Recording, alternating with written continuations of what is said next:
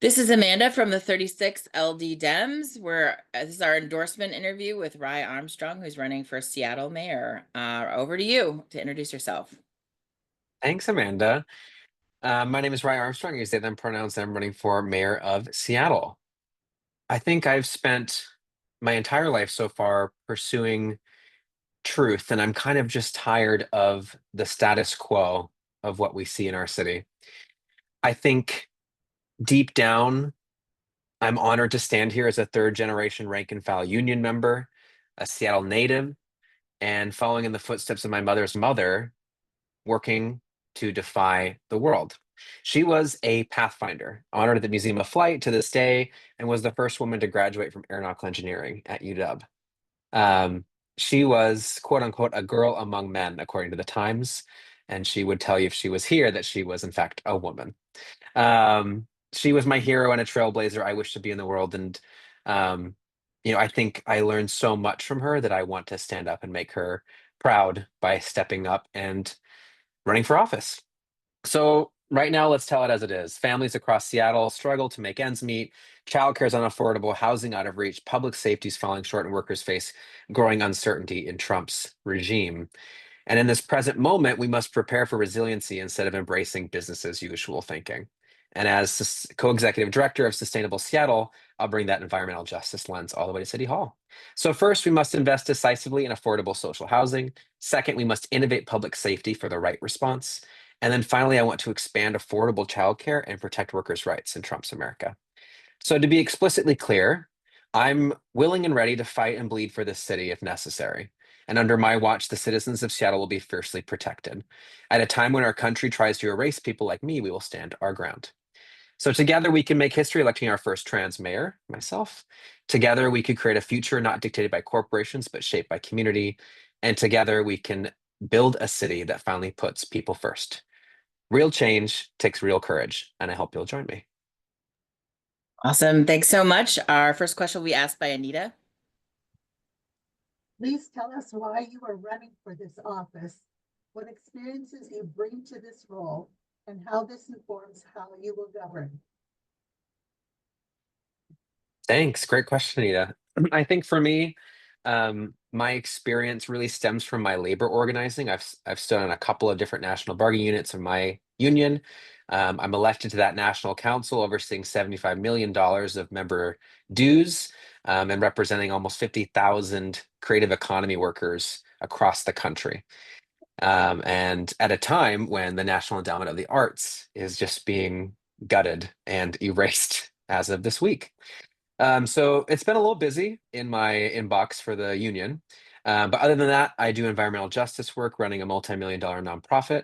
And so in terms of my experience I'd bring to the role would be streamlining our systems to make them efficient for today. The average age of the Seattle citizen is 34 years old. And so we are a very young city and a very tech-friendly city. And yet our city systems are not that. So I would love to bring in new energy, new momentum, and forward thinking so that our services can meet the needs of our people. In terms of informing how I will govern, I think I want to be the most accessible mayor Seattle's ever seen. I want to be doing town halls in the neighborhoods. I want to be talking to people, knocking doors, not just on campaign years, but throughout my time in office. I want to be the kind of mayor who is caseworking people and finally helping to solve our houselessness crisis. I remember when Ed Murray declared an emergency 10 years ago with a 10-year plan. It didn't work. So we got to try something new and try something different. And I hope to be that kind of disruption and that kind of change that I think the city needs to see. I grew up here. I've seen the city change a lot since I was a young kiddo.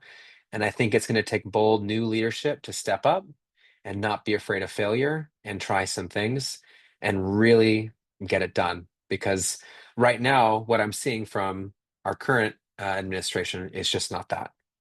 It's a same status quo thinking. Great. Thank you. For the next question, you'll hear from me. The city has had policies to address displacement while allowing for more housing. However, these policies have not worked in many parts of the city. What specific tools will you use to stop Seattle's continued loss of affordable housing for low-income families? Yeah, I mean, I look at the elasticity of supply as it relates to Minneapolis or Austin. They have more room to build out, but they're able to just keep building affordable housing and their rents actually went down. So I think social housing, which I was very supportive of, could be a tool in that toolbox. I just want to make sure that that's rolled out correctly and really prioritized if we're going to invest in it. Right now, we've been building a lot of housing, but it's mostly been luxury or not meeting the needs of actual working people. I think one of the greatest opportunities we have is infill housing, ADUs, and expanding our ability to grow within our comprehensive plan and our zoning regulations. I would love to see really intentional work around that, and that making sure that our comprehensive plan that has been seemingly delayed and delayed and delayed is really put forward in a way that's going to address the climate crisis, the refugee crisis that's coming in the next 20 years, in my opinion. Um, Also, specifically, we're going to see defunding of HUD and Section 8 housing from the federal government. So, how can we find more progressive revenue or efficiencies in our current systems to make sure that we're meeting the needs of our people? Right now, I think our referral program and voucher program is not working as well as it could. I talked to frontline workers who are working for REACH, Evergreen Treatment Services, DESC, ShareWheel. So many people have lost faith in the systems that we have made to make this happen, and we contract to all of these nonprofits and externalizes the kind of responsibility I'd want to see from City Hall. So I would take full responsibility for that. My number one promise is 1,000 shelter units in the first 100 days. That might be micro units or meeting the needs of our people with tiny homes. But right now, we're just not meeting the needs of our people to build the kind of affordable supply we need to house them. Great, thank you. And then I have a third question from Anita. What specific actions will you take to ensure enforceable progress towards carbon neutrality by 2050 and advancing environmental justice? It's a great question. It's what I do for a living. Yeah, for me, one of the big reasons I jumped into this race is because the current incumbent, Mr. Bruce Harrell, took jumpstart funds from affordable housing that was earmarked for Green New Deal investments by about 50% and reduced the millions and millions of dollars we're supposed to be investing in our tree canopy, in our density, and in making sure that our city is climate resilient. And instead, while doing that at the end of last year, now signed an executive order that, oh, we should keep thinking about and doing these things. I am done with presentational politics, especially as it relates to climate change. We have to take real action. And that's only going to happen from, I think, someone who knows kind of what they're doing in the EJ space, environmental justice space, and also listening to South Seattle residents. The lifespan differential between South Park and Northgate is between 7 and 13 years on average based on pollutants. So we need to actually invest in making sure our city is equitable and that that tree canopy can continue to grow. That also, I'm really worried about food equity. I'm looking at the governor who is faced with a really difficult budget crisis. We are cutting food banks and services for food at a time when federal funding is going to dry up and Medicaid might be cut by $880 billion. I just saw Jayapal on CNN this morning. So I want us to be ready for what's coming, and it doesn't feel like we are. Um, and I think it's going to force us to really lean into our community, lean into our neighborhoods and our people to take care of each other. And that, to me, is not just neutrality, but having a resiliency in 2050 because climate change is not going to get any better anytime soon. Thank you. And then our last prepared question. The current federal administration government has shown hostility and taken action against cities and counties with progressive values like ours. How do you anticipate navigating and leading when we face urgent, complex, and dynamic challenges to civil rights, laws, funding, so on? Yeah, I'm really impressed with Attorney General Nick Brown. I think he's been doing an amazing job representing our state and fighting for our state with the governor. I'm also really looking at other cities, like the mayor of Boston. I think she has done an incredible job at fighting back for the values of that city while also maintaining um, funding and making sure that we can fight in the courts. Um, what happens if we lose the courts? I don't know if I want to go down that rabbit hole. We are facing hard times. I mean, I think this current federal administration is not a government. And so, how do we, as a people who pay more in taxes than we get back from the federal government, maybe keep that progressive revenue source more localized and update our laws to meet the needs of our people?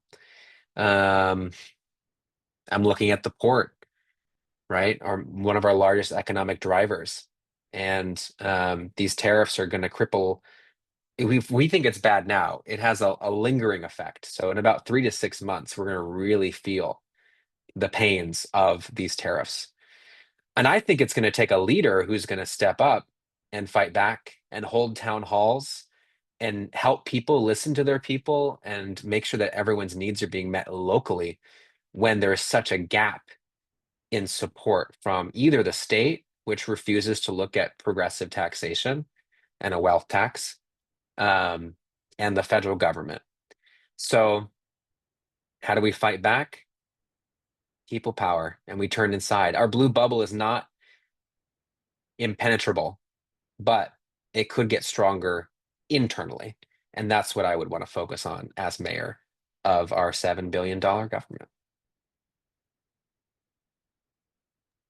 Great, thank you. That's the end of our prepared questions. So I'm going to open it up to folks that are here. If there's any follow-up, they can raise their hands and ask questions. It looks like we've got one from Anita. So Anita, go ahead.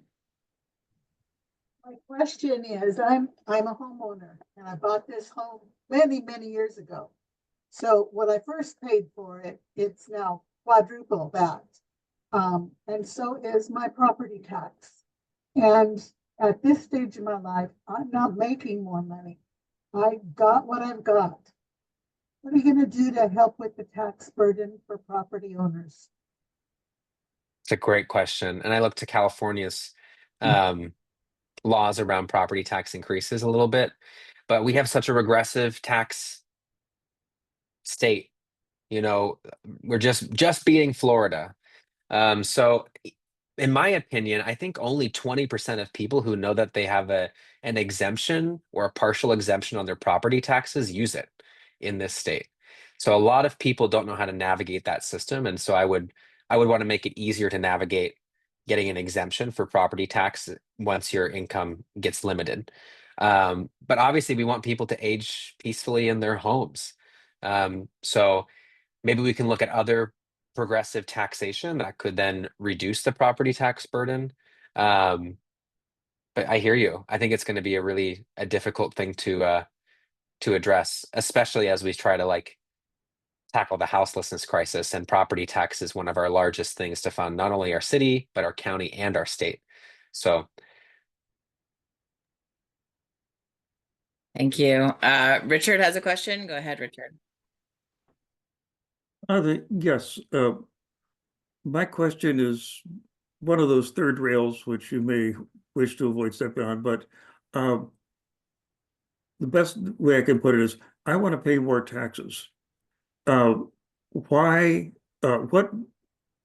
how willing are you to make a strong stand for a capital gains tax or an income tax at the city of Seattle level? I'm totally open to it. I think it needs to be a larger conversation, and I would want to kind of take out of the playbook of Bernie Sanders and AOC and have really robust conversations about what it means to reform our tax code in our city. We have so much need and take on so much need for the burden of the region based on the offering of services here. And so I'm open to the conversation. I think capital gains won't raise enough tax. I think maybe 17 to 50 million, and it's going to be as fluctuating as Jumpstart. I think a vacancy tax would be interesting with a 33% corporate vacancy downtown. How can we incentivize those spaces to not be empty, but activated with life and also create progressive revenue? That would have to be implemented at the state level. So there's a lot of state laws that prevent Seattle from charging our own path, if you will. But as mayor, I would be open to all those conversations and want to see where we could go. Great, excellent. I'm not seeing any more hands, so unless there's another one, I'd love to give you some time to talk about any answers you feel like you didn't get to complete given the time, or anything that we didn't ask you about you'd love to cover. Yeah, I mean, I was able to shadow the 911 operators for about 3 hours a couple weeks ago. Our systems of operation in the city are old. Our softwares, it was looking at a 1995 map of a Windows computer sometimes. Um, and I understand upgrading those systems when they're so vital every day can be super difficult, but I just think that there has to be a way to innovate our world in 2025. And I'm looking at a city where payroll isn't being processed correctly, and you have 7 city unions now suing the city for millions of dollars. I'm looking at endless litigation out of SPD. I just want to have good governance on the progressive side, and I don't think that's such a big deal to ask for that, especially when that's the role of our government. So I hope to step up and lead that way. And I'm happy to throw my cell phone or email in the chat if anyone has follow-up questions. Great, thank you so much. I think that'll conclude our endorsement interview, so I'm going to go ahead and stop the recording.